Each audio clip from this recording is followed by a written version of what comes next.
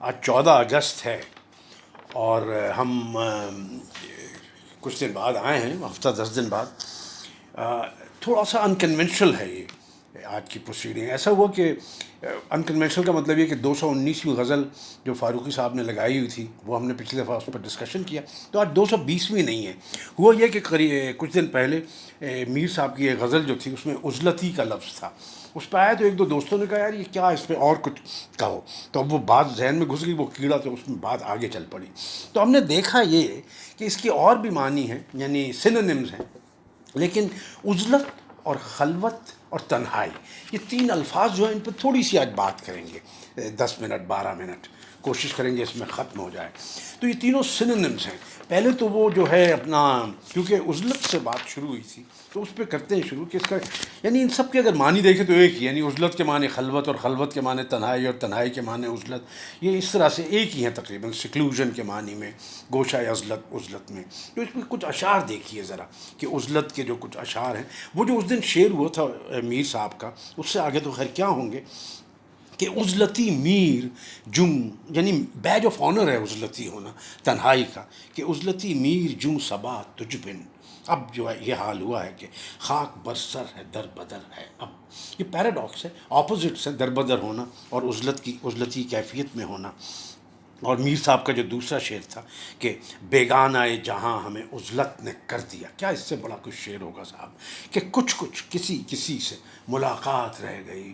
بہت زمانے سے یہ میں کلاس میں آلیٹریشن کے لیے، کاف کی آلیٹریشن کے لیے کلاس میں پڑھتا مینشن کرتا رہا ہوں یہ شعر۔ کاف کی آلیٹریشن کا ایک ذوق کا بھی بڑا عمدہ شعر ہے، ذرا سا مختلف شعر ہے، لیکن کہہ چلنے میں کیا حرج ہے کہ احاطے سے فلک کے ہم تو کب کے، کیا اچھا، احاطے سے فلک کے ہم تو کب کے نکل جاتے مگر رستہ نہ پایا۔ جبر کا بہت عمدہ بڑا شعر ہے۔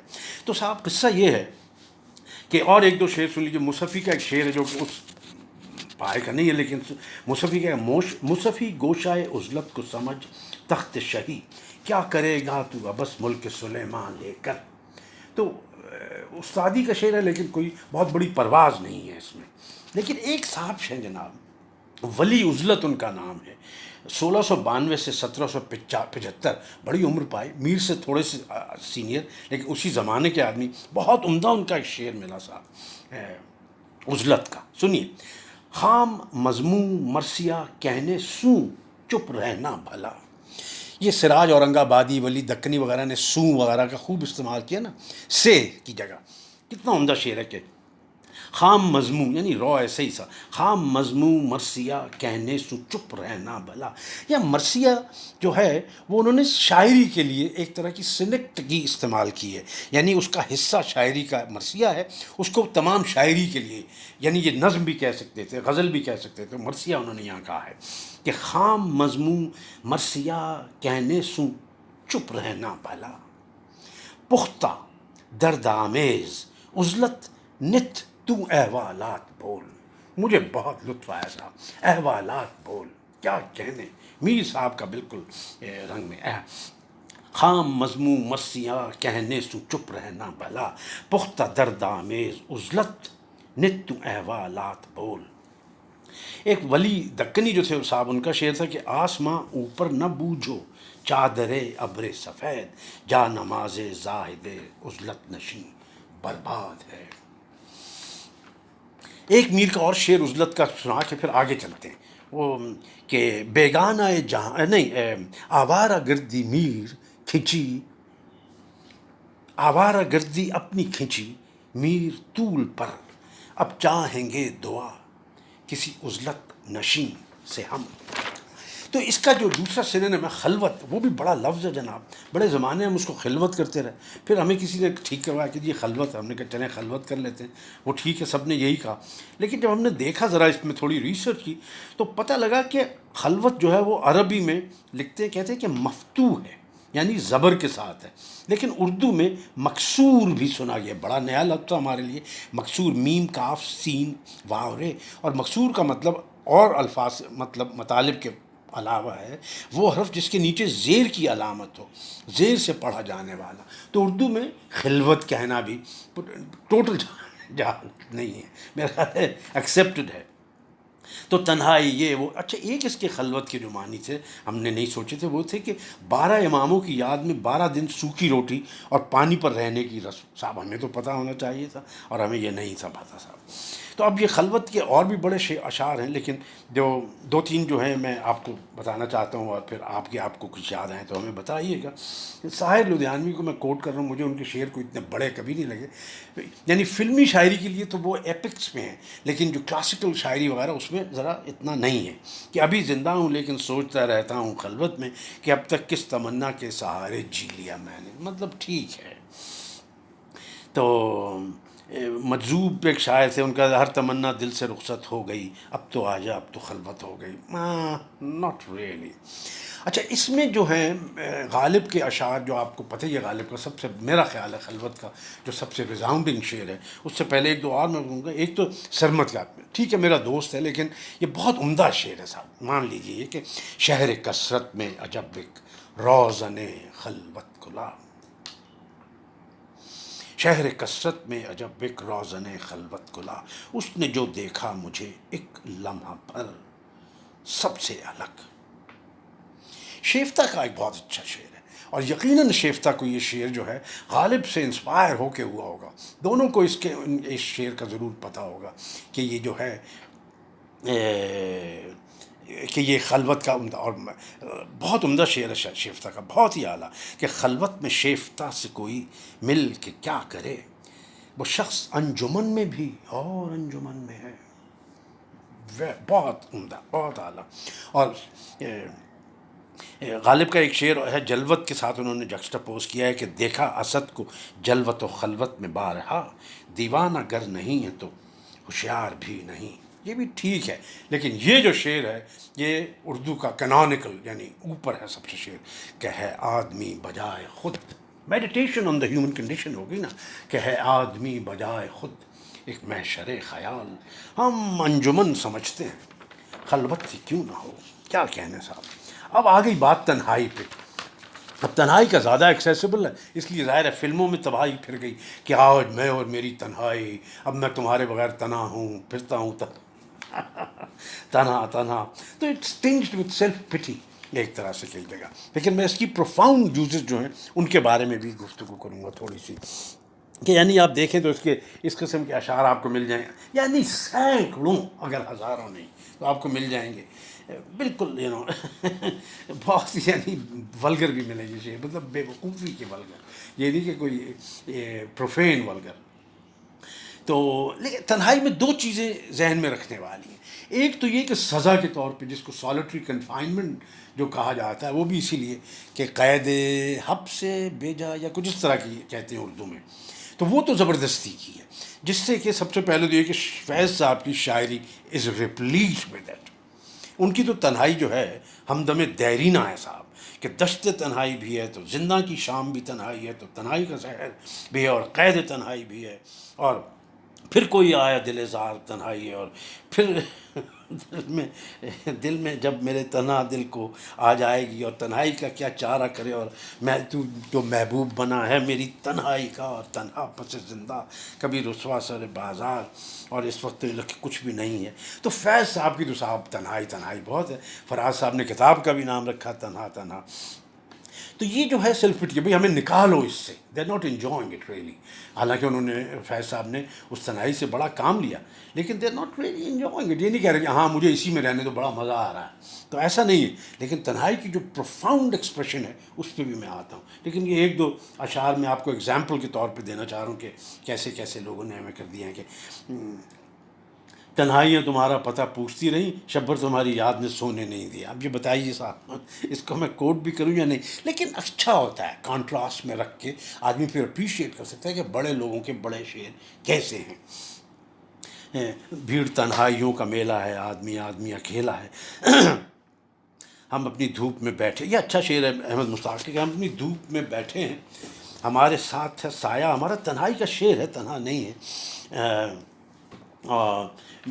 اس کا شکیب کا ایک ہمیں بہت اچھا شعر لگتا تھا کہ جہاں تلک بھی اس چہرہ دکھائی دیتا ہے، میری طرح سے اکیلا دکھائی دیتا ہے. بہت عمدہ. اور اس کا فیصلہ اس کا غالب کے اب اشعار پہ آتے ہیں کہ کاوے غالب کا دوسرا شعر ہے بالکل دیوان کا، سب کو پتہ ہے کہ کاوے کاوے سخت جانی ہائے تنہائی نہ پوچھ، صبح کرنا شام کا لانا ہے جو شیر کا۔ اب قصہ یہ ہے کہ تنہائی کا غالب نے، دیکھیے کہ اس کا بڑا کام کیا ہے اس میں، یہ اس پہ میں آج تھوڑا سا کرنا چاہ رہا تھا کہ تنہائی جو ہے وہ خاموشی کا بھی تو حصہ ہے نا، خاموشی اور تنہائی بھی ایک طرح کی ایک چیز ہے۔ کئی مرتبہ آپ اگر محفل میں بھی ہے، جیسے شیفتہ کہہ رہا ہے وہ انجمن میں کسی اور انجمن میں ہے، تو لوگوں کے درمیان بھی تنہا ہونا، یعنی خاموشی سے، کہ نشو و نما ہے اصل سے غالب فروغ کو، یعنی عین کو دو فروغ کو، نشو و نما ہے اصل سے غالب فروغ کو، خاموشی ہی سے چاہیے جو بات چاہیے، کہ اس خاموشی تنہائی ہی سے ہی بنتی ہے۔ اور اس میں جو کانسنٹریشن ہوتا ہے، انہماک ہوتا ہے، انہماک بڑا اچھا لفظ ہے اس کے ساتھ، آدمی جس میں منہمک ہو سکتا ہے وہ بھی قید میں ہو سکتا ہے۔ اور اس کا ایک بڑا عمدہ فیض غالب کے بہت عمدہ اشعار ہیں، ایک جو مجھے بہت پسند ہے وہ کہ قید میں یعقوب کی جو تنہائی اور گریہ ہے، وہ تو ہمارا ٹروپ ہے نا ہماری شاعری کا، کہ قید میں یعقوب نے لی گونا یوسف کی خبر، لیکن آنکھیں روزن دیوار زندہ ہو گئیں۔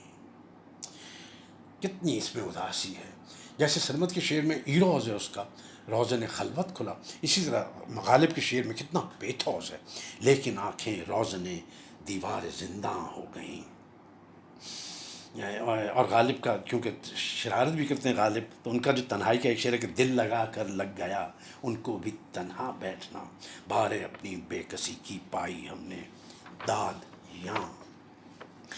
ایک میر صاحب کا جو شعر ہے، یعنی اب میں آپ کو تنہائی کے بڑے دو تین جو ہیں باتیں میں کرنا چاہتا ہوں۔ ایک تو یہ ہے میر صاحب کا ایک بہت بڑا جو شعر ہے تنہائی کا، جو میں نے پہلے نہیں سنا تھا، وہ ہے کہ یک بیاباں برنگ صوت جرس۔ یہ پہلا مصرع تو ایسے لگتا ہے کہ غالب کا سا مصرع ہے، اس میں اتنی اضافیت ہے۔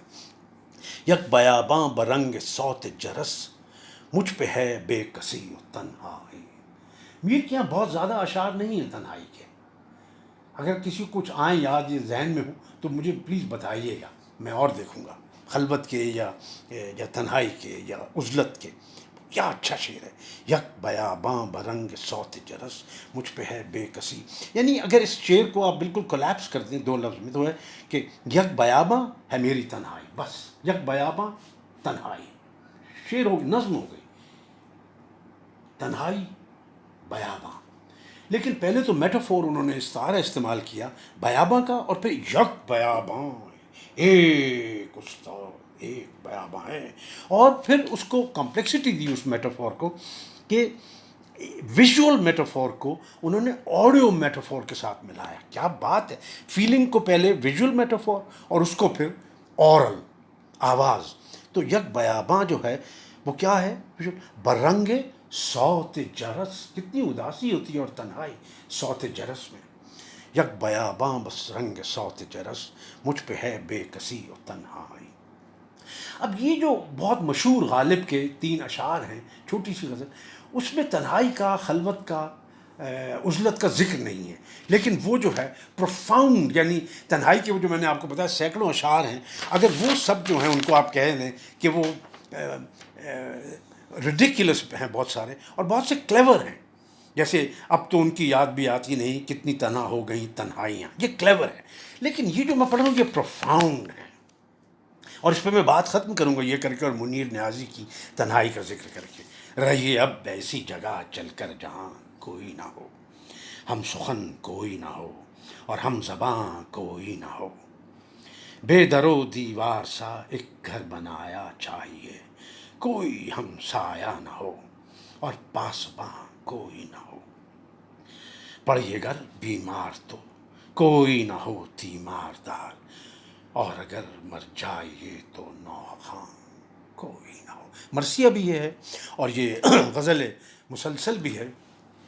ایک تو یہ ہو گئی تنہائی کے آدمی کی طرح، ایک تنہائی ہے وہ پری اینتھروپوجینک جو ہے نا اینتھروپولوجی سے پہلے کا جو انسان ہے، اس کے اوپر منیر نیازی کی جو ہانٹنگ شاعری ہے، اس سے میں بہت جناب میرے دل کو وہ لگتی ہے. تو وہ ایک نظم ہے اس کی تنہائی کی، وہ میں کر کے اس کو ختم کرتا ہوں. بات آگے چلی گئی ہے. چھوٹا سا ایک گاؤں تھا جس میں دیے تھے کم اور بہت اندھیرا، بہت شجر تھے، تھوڑے گھر تھے جن کو تھا دوری نے گھیرا. اتنی بڑی تنہائی تھی جس میں جاگتا رہتا تھا دل میرا، بہت قدیم فراق تھا جس میں ایک مقرر حد سے آگے دیکھ نہ سکتا تھا دل میرا. ایسی صورت میں پھر دل کو دھیان آتا کس خواب میں تیرا، راز جو حد سے باہر میں تھا اپنا آپ دکھاتا کیسے، سپنے کی بھی حد تھی آخر سپنا آگے جاتا کیسے. اگلی مرتبہ میر کی 220ویں غزل پہ ہوگی گفتگو.